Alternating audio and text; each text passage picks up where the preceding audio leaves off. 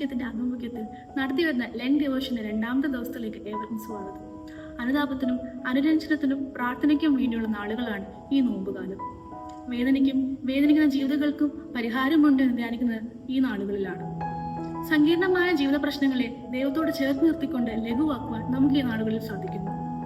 ശരിക്കും നോമ്പുകാലം എന്നത് ജയത്തിന്റെ അടയാളവും ശത്രുവായ സാത്താന്റെ നേരെയുള്ള തോൽക്കാത്ത ആയുധവുമാണ്. വെള്ളി നോമ്പിന്റെ 2ാം ദിവസത്തിലേക്ക് തിരഞ്ഞെടുത്തിരിക്കുന്ന വേദഭാഗം എഫീസർക്ക് എഴുതിയ ലേഖനം 2ാം അധ്യായം 13 മുതൽ 22 വരെയുള്ള വാക്യങ്ങളാണ്.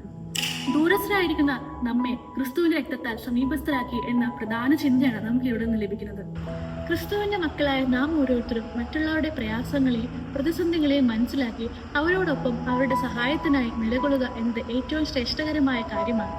ക്രിസ്തീയ ജീവിതത്തിന്റെ തുടക്കവും അടിസ്ഥാനവും എല്ലാം വിശ്വാസത്തിലാണ്. ആ വിശ്വാസം നാം പ്രാവർത്തികമാക്കേണ്ടത് അത്യാവശ്യമാണ്. ക്രിസ്തുവിന്റെ മരണത്താൽ നമുക്ക് സമീപസ്ഥനായി തീർന്നു.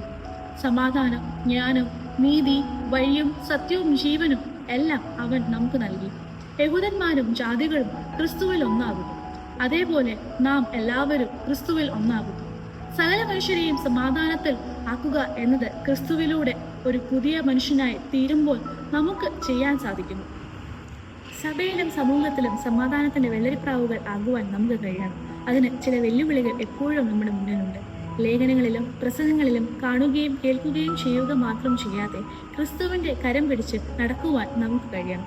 ഞാനും നിങ്ങളും ക്രൂശിലൂടെ പ്രതിഫലിക്കുന്ന സ്നേഹത്തിന്റെ അടയാളം ക്രിസ്തു പ്രവൃത്തികളിലൂടെ സാധ്യമാക്കണം എന്ന് എഫേസ്യർ 2ാം ലേഖനം 14 മുതൽ വായിക്കുമ്പോൾ അവിടെ വ്യക്തമാക്കുന്നു. ചിലതെങ്കിലും ചെയ്ത് ക്രിസ്തുവിനെ പ്രതിഫലിക്കുന്നവരായി നമുക്ക് തീരാം. മനുഷ്യർ ദൈവമായുള്ള കൂട്ടായ്മയിൽ വസിക്കുമ്പോൾ മാത്രമേ ദൈവം മനുഷ്യരുടെ ഹൃദയത്തിൽ വാസം ചെയ്യുകയുള്ളൂ. ക്രിസ്തുവിന്റെ കൂടെയുള്ള തന്റെ കൃപാമഹത്വത്തിന്റെ പുകഴ്ചയ്ക്കായി ദൈവം നമ്മെ തിരഞ്ഞെടുത്തു എന്ന മുതത്തിലൂടെ നോമ്പിലൂടെ ദൈവരാജ്യം പണിയുന്നതിൽ എന്റെ പങ്കാളിത്തം ഉറപ്പുവരുത്തുവാൻ സഹായിക്കണമേ എന്ന് പ്രാർത്ഥിക്കാം. അങ്ങനെ ഒരു നോമ്പുകാലം എല്ലാവർക്കും ആശംസിക്കുന്നു.